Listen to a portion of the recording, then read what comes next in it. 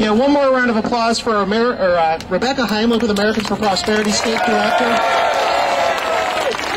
Yeah, she didn't even introduce herself, did she? Yeah, but she was instrumental in trying to get people up here today. Very grateful for her and for her contributions. But again, my name's Mike Wilson. I'm the president of the Cincinnati Tea Party. Yeah! Statehouse. We're here today because of common sense. All right, we somehow, over the last 20 years, things got out of balance, things got out of line. Our public sector grew faster than our private sector.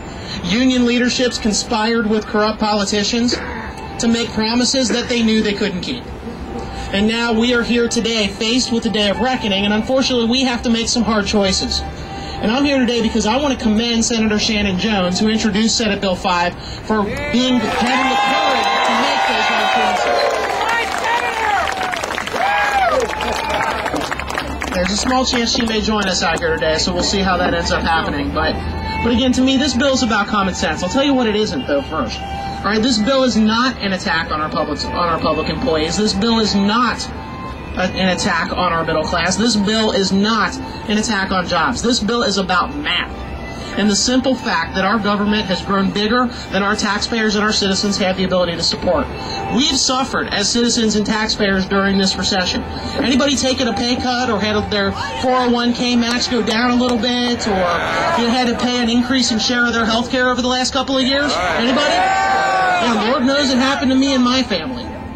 All right, all we're asking for here is for the public sector to feel a little bit of the pain, because you know what? Right now, we're on the hook for both.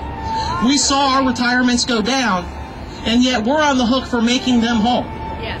Okay, we're on the hook for supporting them, and all we're asking to do here, okay, is get things back in balance. Get things back in balance with the private sector. That's all we ask. It is simple fairness. So what this bill does is it gives our state and local governments the ability and the tools to make those decisions, because right now they don't have them. Right now, if they want to try to get their budgets under control, they're limited to crude and ineffective tools like furloughs and layoffs. That's it. There's no ability to ask people to take a collective pay cut. There's no way to change the level of healthcare contributions to try to bring costs more in line. And so we have this situation where 85 out of 88 counties, state government workers, make more than the private sector.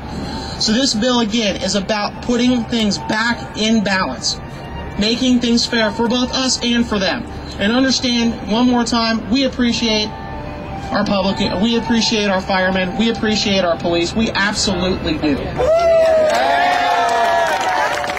right, let's not forget that as we do this. All right, but I'll tell you right now, I resent the way union leadership parades them around and makes them the public face of this. This is not an attack on them. This is about trying to make things fair for them and make things fair for the taxpayers. Thanks for being here, and I'm going to turn the microphone over to...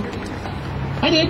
Yes, I did. I did introduce myself. Yeah, Mike Wilson. He didn't say all the good things about himself. He is the head of the Cincinnati Tea Party on the Ohio Liberty Council, and this was his idea today. So give him a big round of applause.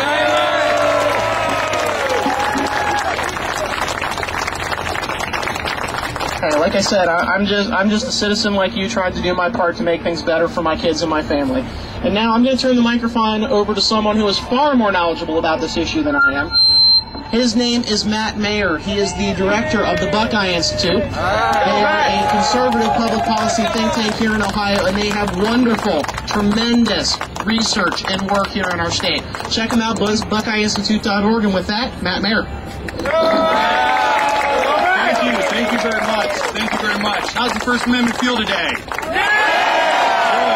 Good. Listen, it's going to be a fun day for you guys. You're going to be surrounded by a bunch of good men and women who do great things for us. And don't forget that, and let's not make sure we belittle them.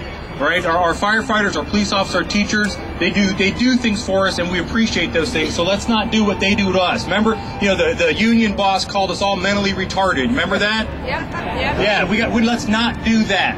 Right? Let's make sure we're respectful, but let's make sure we stand up for private sector taxpayers in Ohio. Here's a fundamental reality that nobody wants to deal with. We have 600,000 fewer tax-paying workers in Ohio in the private sector than we did 10 years ago. They're paying for roughly the exact same size government that costs a whole lot more. That's a fundamental reality. So you've got to have some type of realignment to deal with the new normal of revenue that just isn't there for gold-plated packages anymore. It's just a fundamental reality. Okay? Can you hear me now? All right. The other thing we got to keep in mind is, again, what we need to realize is we have a very different economy in Ohio than we did 10, 20, 30 years ago.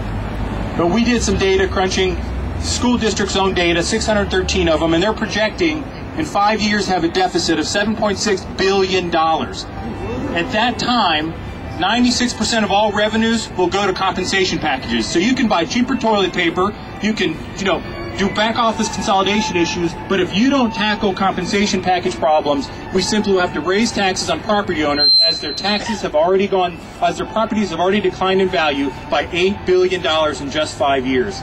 So we can't do that. We already have a state and local tax burden in Ohio that is not attracting businesses, that is causing businesses to leave this state, and we've got to get prosperity back as the #1 focus for all of Ohio. All of Ohio.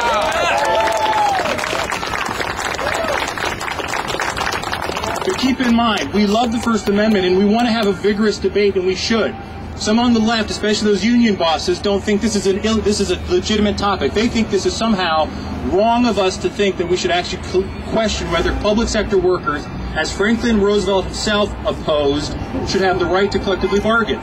We don't begrudge government compensation, paying our teachers and our firefighters and our police to do the work they do. They do important work. We just can't afford to pay them what we're paying them today. So we've got to just rein it back a bit and not stick them in poverty, not put them on food stamps. No one's talking about that. Those are just nice talking points on the left, but it's not reality. We're just talking about a realignment to get things back in place. So keep that in mind. You're fighting on behalf of taxpayers. You came here voluntarily. We love what you do. Be respectful. Be respectful. Stiffen the spines of those politicians, because my goodness, folks, they have those wobbly spines. Stiffen it for them. Stiffen it for them, because they're hearing every day, throughout the day, by the union folks every single day, and they're getting pounded. So you got to get your voices heard, and you got to do it in the right way, and you got to get your neighbors to do it. But all we're talking about is standing up for taxpayers, right? And the 4.1 million, now we're down to 4.1 million private sector workers who've already taken one heck of a shellacking the last 2 years. So do what you need to do, fight for taxpayers, be respectful, that's key, and let's go ahead and show them what real First Amendment rights are all about. Thank you very much. Have a good day.